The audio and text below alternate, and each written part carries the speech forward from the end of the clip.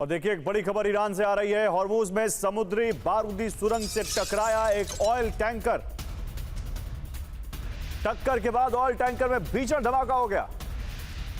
Iran ने Hormuz में बिछा रखी है समुद्री बारूदी सुरंग। ईरान की न्यूज एजेंसी तस्नीम के मुताबिक टैंकर ईरान की ओर से तय किए गए समुद्री मार्ग से भटक गया था, जिसके बाद वो माइन से टकरा गया और उसमें धमाका हो गया।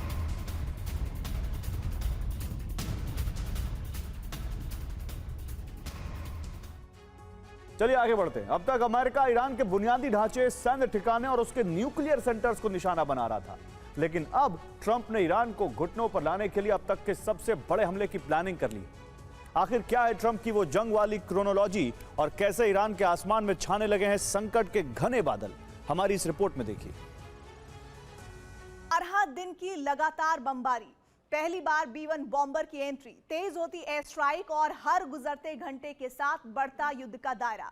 अब सबसे बड़ा सवाल यही है कि क्या ये सिर्फ एक और हमला है या फिर खाड़ी की सबसे विनाशकारी जंग का निर्णायक और आखिरी चरण शुरू हो चुका है। सवाल ये है कि खाड़ी में भारी संख्या में सैन्य तैनाती का मकसद क्या है? क्या ट्रंप अब ईरान जंग का विस्तार करने जा रहे हैं? अमेरिका ने पश्चिम एशिया में सैन्य तैनाती तेज कर दी। B-2 बॉम्बर्स के स्क्वाड्रन ने ईरान की तरफ उड़ान भरी। स्पेशल फोर्स के जवान की तैनाती की जा रही। ईरान की ओर 2 EA-37B एयरक्राफ्ट तेजी से बढ़ रहे हैं। हवाई द्वीप से 3 KC-135R एयर रिफ्यूलिंग टैंकर रवाना हो चुके हैं। वहीं हॉर्मुज के नजदीक पहले से ही 16 से ज्यादा वॉरशिप और 100 लड़ाकू विमान तैनात। हॉर्मुज पर फिलहाल ईरान अपने नियंत्रण का दावा करता है। हॉर्मुज के पास अबू मूसा, ग्रेटर तुम, किश और सिरिक द्वीप पर ईरान ने अपने घातक मिसाइल, स्पीड बोट्स और ड्रोन्स की तैनाती की। ट्रंप का मकसद इन द्वीपों पर बने ईरान के सैन्य ठिकानों को सबसे पहले तबाह करना है, जिसके लिए सबसे पहले B-1, B-2 बॉम्बर्स से हमले होंगे। ईरान के सैन्य ठिकानों को तबाह किया जाएगा। उसके बाद स्पेशल फोर्स के जवान द्वीप पर ग्राउंड ऑपरेशन को अंजाम देकर उसे कब्जे में लेंगे। भूमध्य सागर में 4 गाइडेड मिसाइल डिस्ट्रॉयर की तैनाती। लाल सागर में 4 गाइडेड मिसाइल डिस्ट्रॉयर बाब अल मंदेब के पास लगाए गए।